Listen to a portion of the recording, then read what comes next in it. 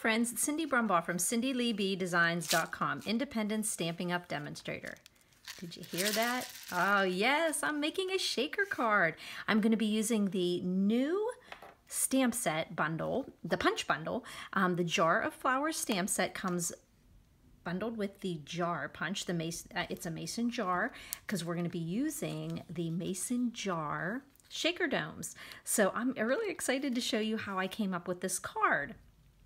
Look how pretty this stamp set is. You've got four different bouquets of flowers, the tulips and the wildflowers, some roses, fancy, and some sunflowers, and the jar. Now you'll notice these grayed areas here. Now these gray areas mean that you can stamp on the back of this jar and on the back of this water here. It's the reversible stamp set. So I'm going to show you how we're going to be using that. So I'm going to set this aside for now, and let's take a look here at this card. So what I did is I wanted to have the jar coming out from the front of the card, and so what I did is I used my Stamparatus to do this. Now we're going to be using the color palette of Crumb Cake, and this all the colors that I use, the products I use, the measurements will be in the description underneath the YouTube video. In that description you will see all the materials I used, links to my store, and also at the end of the description you'll see visit my blog here. If you press that link, you're taken to my blog, CindyLeeBDesigns.com, and you can see additional photos of this card and any other tips I want to type out for you. So we're going to be using a piece of Crumb Cake, and this is a half sheet of paper, and it is 11 inches by 4 1/4, and we scored at 5 1/2. And the inside, we're going to put a 4 inch by 5 1/4 whisper white so that we have 1/8 of an inch the whole way around. And on the outside of the card, we're going to be bordering the card with that same size, 4 inches by 5 1/4 of basic black. And then we're going to be stamping on a 3 3/4 by 5. And then we need this extra one to do an extra jar. So anytime you're playing around with your Stamparatus, it's going to take a little bit of scratch paper and throwing things away until you get exactly what you want. Well, I wanted to hinge stamp, and usually a hinge stamp has to go within about 1 1/4 inches or so, and this is a little bit bigger, but I played around with it and I came up with 3 3/4 being the size that I could use here. Now if you'll look here using I use the Deluxe foam mat that comes with our Stamparatus, so it actually has the grid on there and you can wipe off of it. So I could measure on my grid lines here where I wanted my jar. And if you can see here, I have the side of the jar here right on the 1/4 inch mark up next to my Stamparatus at the top, and then also 1/4 inch away from this hinge. So from this one and this one, it's a 1/4 inch and a 1/4 inch.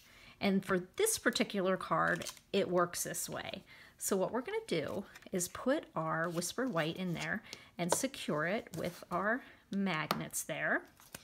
And then I'm just going to move this card right up there, and I'm going to get out my Memento Black.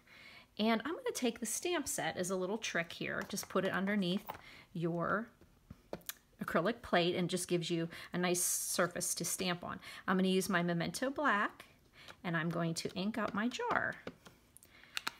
And whenever you are using the Stamparatus, if you make a mistake or you don't get enough ink in one area, then you can just stamp right back over it as long as your paper's in the correct position. So there we go, we have our first jar.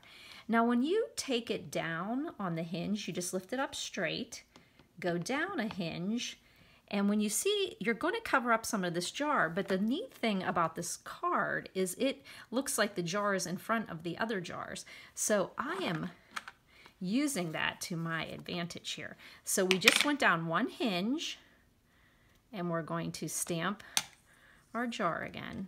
And I feel like, there we go. And we're going to hinge it down, and we're putting another jar right there. We're going to lift that up, and you'll see that jar is overlapping. We're going to lift it up again, and I can tell here, and I just realized I had my chamois soaking in my sink right outside my stamp room because it had dried out. So I just want to get back any of that black. Not necessarily because the black's going to get on my card, but you know what? That black's going to get on my fingers. And then my fingers are going to get on my card. So there we go. We're going to do our last jar here. And make sure that's got enough pressure there. And we've got our 3 jars across there. Now I'm going to move my magnet out of the way here, keeping them away from each other. And I'm just going to remove this acrylic plate here because I'm going to put one up at the top here. So look how nice they're right straight in a row. And even if I didn't put the one here and I just wanted them straight, instead of putting them on an acrylic block and stamping them this way, I just know that it's going to be straight. So I'm going to set this one aside and I'm going to bring out the other one. And what I did is I took this stamp. Let's just pretend I wanted to get the stamp on the top here of the jar. So say I was using, since I already have this one in here, let's just say I was using this floral image with the fancy flowers here. I would have just placed it onto my paper where I wanted it and shut my acrylic block on it, and it would pick it up exactly where I wanted it. But I don't want to remove my flowers from this one to show you that. So I already can tell I have black on my fingers. So I see that I want that to go right there in the middle. And that's as easy as making sure your stamp is clean and then stamping it down. So I'm actually going to turn my Stamparatus so you can see it this way. And then take my Memento Black again. And I'll tell you what, it is so helpful having that. Look what I did here. I picked up some ink from a stamp that was on my table that wasn't cleaned off. That's what you're going to have. I would have been wondering where it came from. So now I'm going to ink up these flowers. I'm going to make sure that I have this down into the corner. And then, and you know what, just with the lighting here I see I might need to do a little bit right in the middle. And now I'm going to stamp my flowers.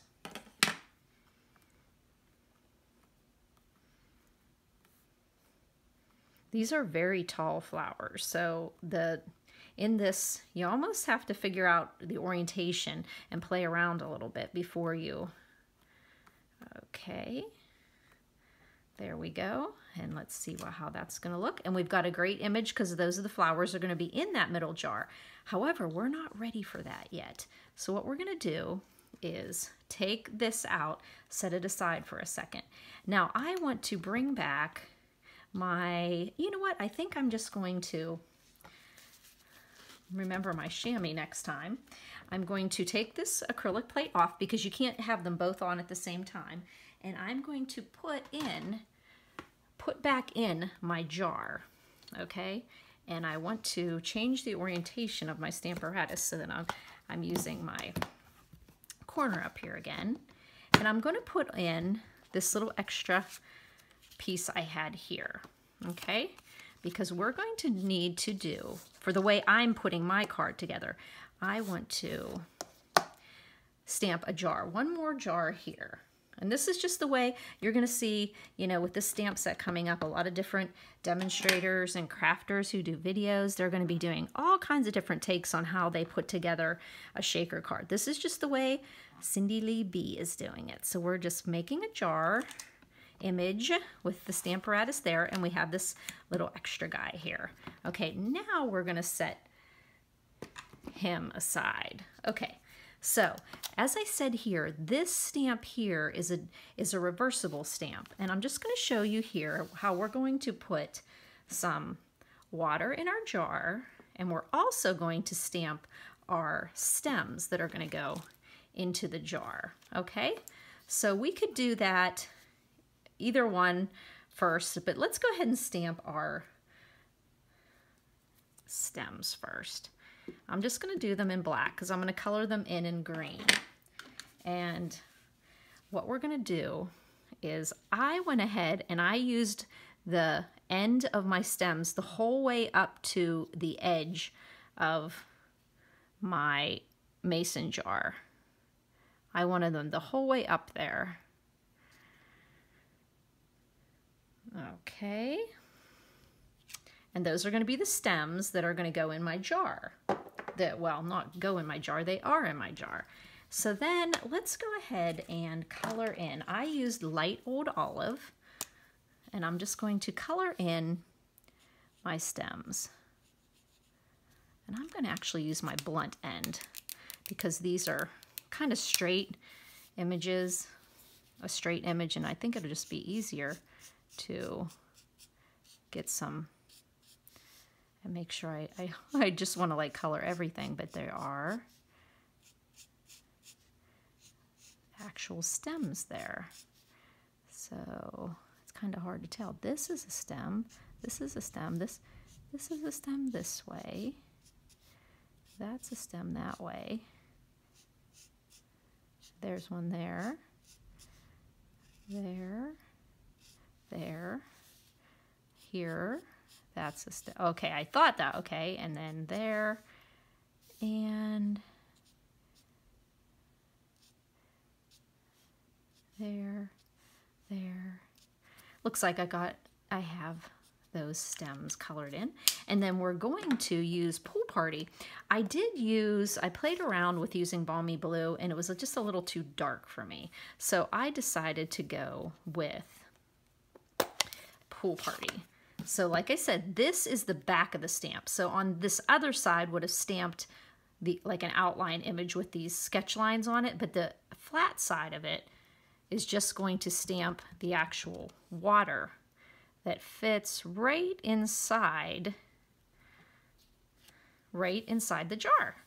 Okay, so now we're just going to close up, and we're going to pretend that this isn't perfect there. We're going to pretend it's just bubbly water. So we're going to just put this little jar aside there, and we're going to look back to this image that we did with the Stamparatus. We're going to color in our flowers, and I just decided to go, excuse me, with some yellow tulips, and I'm using a dark daffodil on them, making sure that I'm coloring the flowers, the right color, and not going into the other ones. But I love that with this stamp set, you can go country with those sunflowers and go, you know, some really fun ways that way. You can also do like a real pretty bouquet for like a wedding, like fancy with those flowers. And then there's also, okay, so 1, 2, 3, 4, 5. Okay, so then I wanted to add in some red, so I used some Poppy Parade. It's a nice bright red, and I made these flowers poppy.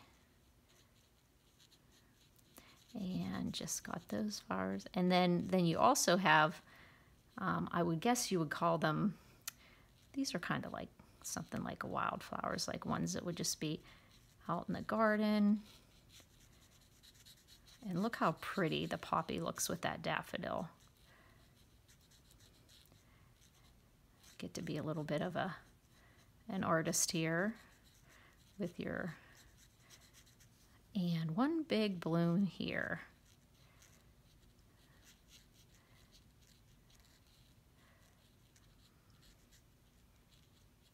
Okay, I think I got all the red ones. Yes, okay, we got all our poppy ones.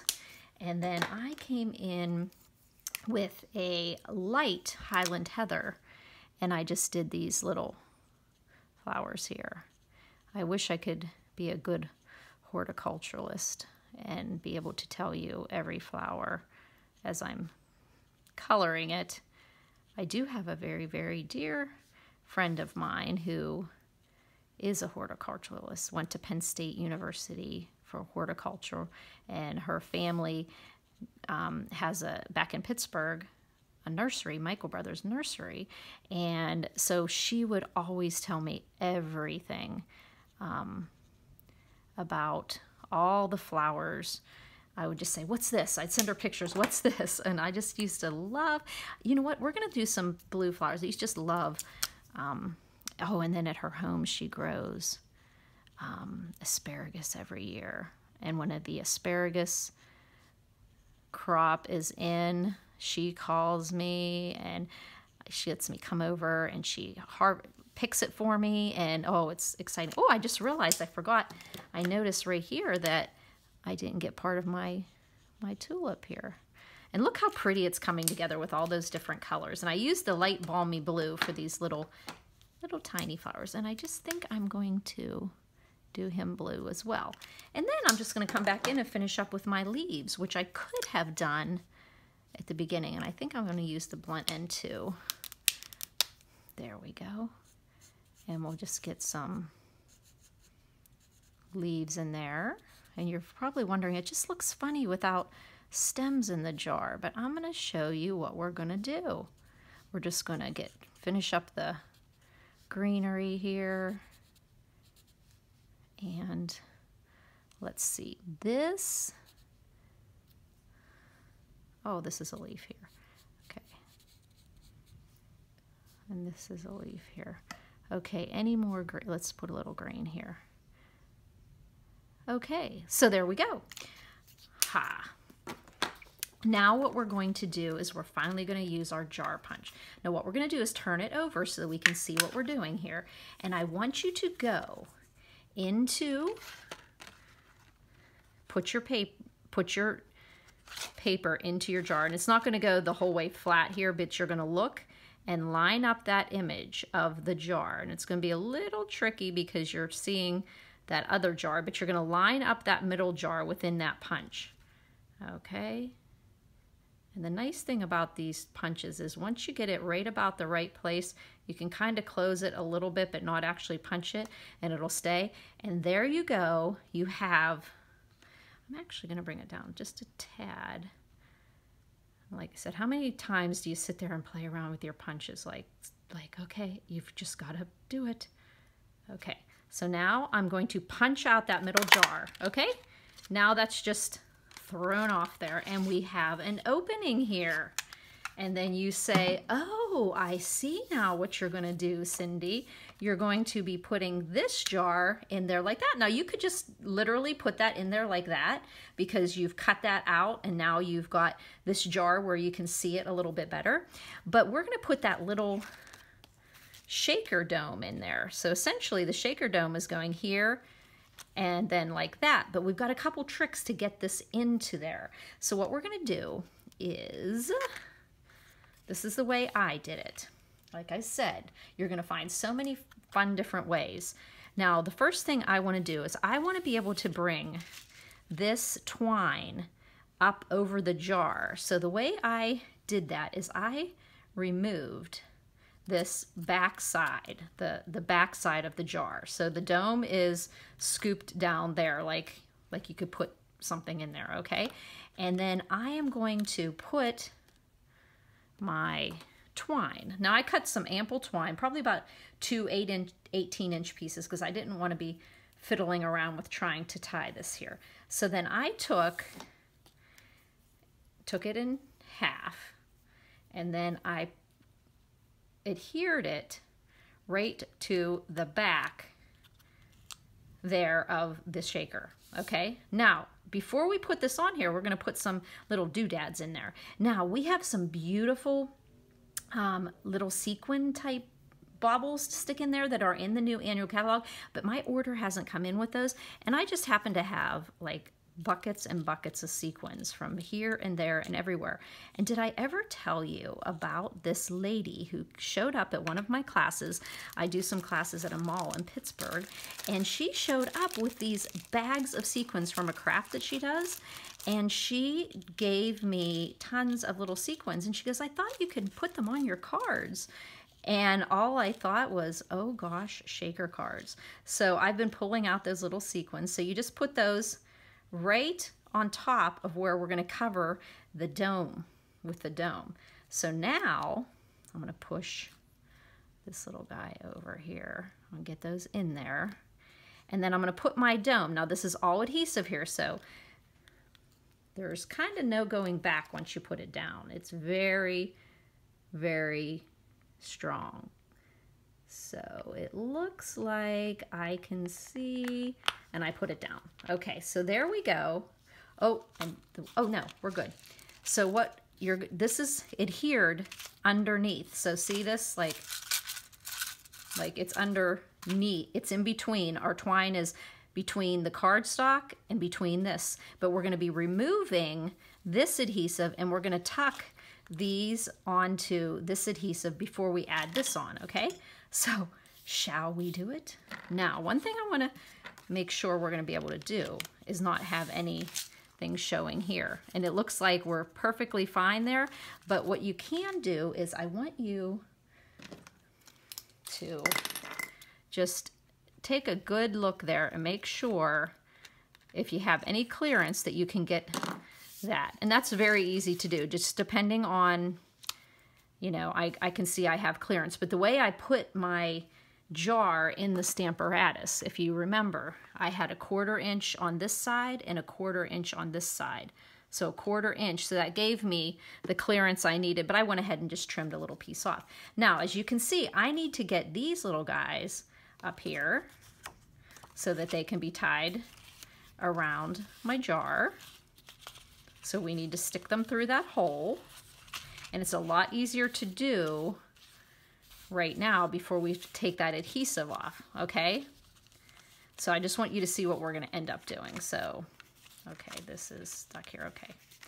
Dun, dun, dun, dun, dun. Okay, so these are, the twine is gonna be coming up right at the edge of the grooves on your jar, and then you'll be able to tie it. But we do have to adhere that first. So we're going to, I just wanted to show you how this is going to go through the hole.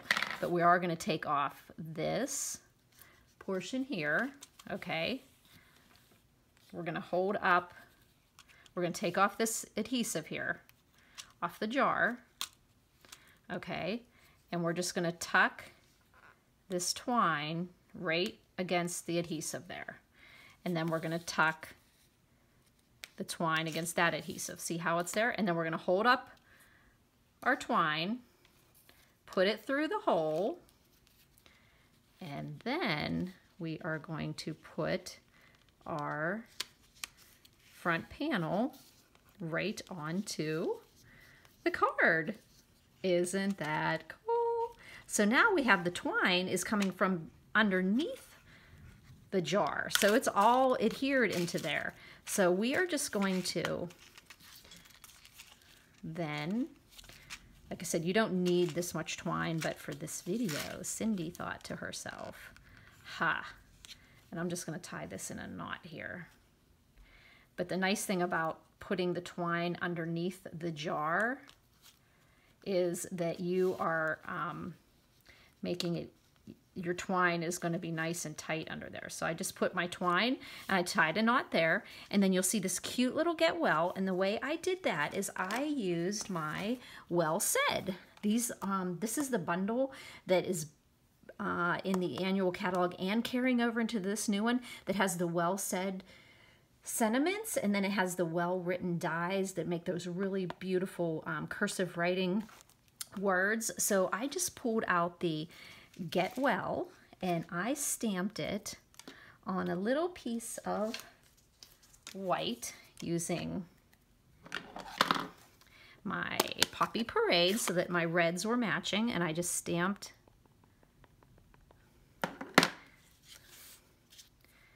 Get Well. And then I took my classic label punch, the classic label punch, and then I put the pointy end close to the end of my sentiment, okay? And then I just punched it out. Then I just snipped off, leaving myself a little bit of room here, and then I just came back with my paper punch, hole punch, I mean. So there we've got a hole punch. And then we have this cute little tag, and we can pop it. We can put our twine through that hole. And then we can tie a nice bow on here. And boy, am I glad I gave myself enough room. to tie that, because so many times I'm sitting there with not enough twine. And then we're just going to create that little bow. And I think on this one, I can leave my bow just a little bit bigger because I left myself enough room. And the thing about it is, if you make a really, like if you're using ample bit of the linen twine, just save these little scraps, because you can like put them underneath sentiments just to have that like rustic, especially with the sunflower, celebrate sunflowers. So there we go, we have our bow. And if you want to, you can put a glue dot under here, but it stays pretty nicely there. Okay, so that's now going to go onto this black panel that goes on the front of the card. But you know me, I can't do it. So what I decided to do is, since I had my jar punch here and I'm gonna make a card with this, I went ahead and I don't know, maybe that's not going to make it. I better not try that in the middle of a video. I thought of having a black jar that you put some white little etchings on it with white ink, and how pretty that would look. But anyhow, what we're just gonna do is cut out a label so that we don't waste our black. And then we're just going to adhere this onto the black. And we're just gonna do that with, and I am going to put the adhesive, knowing that it's going to have that border, I'm going to put it onto this panel so I don't have to try to turn this one over. Oh, and you know what I want to do here too? I'm going to put a little bit of tear and tape down at the bottom here. That'll make sure that it stays nice and tight down there because it's a little bulkier. And then you just lift up that protective covering off of there, and then adhere that part down last, because you know how tear and tape is. So I've got a nice border at the top and the left and right, and then I can see at the bottom, and then that gives it a nice, very secure adhesive at the bottom. So there we go, and we are going to now put this on the front of the card, and it's kind of hard to put it on the back there, so I'm going to do that again. I'm going to put it onto the front here. Normally I put it on the back, but like I said, it's a little bulky. Oh my gosh, I just love this little jar. Let's take out the Whisper White that we're going to do the middle with. And we're going to stand up on our tippy toes, and we're going to get this black onto the crumb cake with our bow. Notice the bow's the crumb cake with the linen, and then the crumb cake here, and we've got the bright color, and we've got a lot of white space, but it really makes the color pop on there. Now, I didn't show you the inside of this card, did I? The inside of this card, I just stamped these flowers on here. Look how pretty that is. Now, making that, of course, you put your flowers on the Stamparatus, and of course you want to make about 5 or 10 of these, right? So you don't want to take out those flowers necessarily right now. However, they're very easy to place back on there. So what I did is I easily just took out my one, and I know that this is going to go here. So what I did is I just put my card, the inside of my card, I just saw where I wanted to have it be. And I wanted a little bit off of there. And I just stamped the flowers just like that. And I just made sure I had good coverage of ink on there. And then I put my magnets down here so that if I had to put it back down again, it would go right in the same place. And as you can see, I have them right there. And then I used Poppy Parade to use the sentiments Sending Healing Thoughts Your Way that correspond and coordinate really pretty with the Get Well. And then I just colored in those flowers on the inside. Wait, here we are. So I just colored in my inside flowers to match my outside outside flowers. Is that pretty or what? I just love the neutrals on this card and the bright colors. And then after I was done, I noticed I wanted to put a little bling on here, so I got out some of my red rhinestones, which are carrying over. Thank goodness. I love them. I wish they would come back with the black ones, though. I really, you know me, I love those black ones. So we're going to pop some red rhinestones, and these red rhinestones are so nice and bright. They're a very bright red, not like a cherry cobbler red, and so they really pop with the Poppy Parade on this card. So then we'll just pop that on there, and then we are going to once again give you a fun look at this shaker card here. And you just stamp that inside. This could just be a beautiful, this could be a beautiful card just in itself on the front of a card with just like a little butterfly coming off of it. So this is going to be a fun bundle to work with. The jar of flowers that's bundled with the jar punch, the mason jar punch. And then you can get these mason jar shaker domes, 10 of them come in here, and you saw how easy it was to place them right on there. And like I said, there are so many different ways that people use shaker domes, like with the still scenes. Was it still scenes that we had with the snow globe last year? And then we have another stamp set that has cute little animals that go in there, like little zoo animals. So it's very easy to do that. And then you put any kind of little shaker things in there. I was actually thinking bird seed would be really neat to put in there.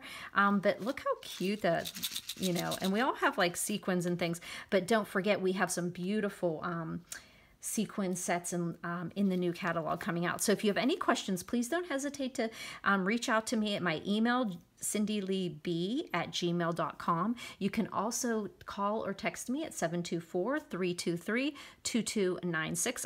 If you make a card similar to this, or you try out one of my videos, please feel free to send me the picture. I love that happy texting I get. And so I also am going to be doing in June a YouTube live on one of the Tuesdays in June. So subscribe to my YouTube blog so that you know when that's coming out. Also subscribe to my blog, cindyleebdesigns.com. I like to post on Monday, Wednesday, Friday with a video on Wednesdays, but I'll keep you abreast of when I'm going to be doing the YouTube live starting in June. One day out of the month, I'm going to be doing a YouTube live so we can interact with each other. I'm really looking forward to that, and I hope you can join me. So get excited. The new catalog's coming out June 3rd, 2020. Thanks for buzzing by, friends.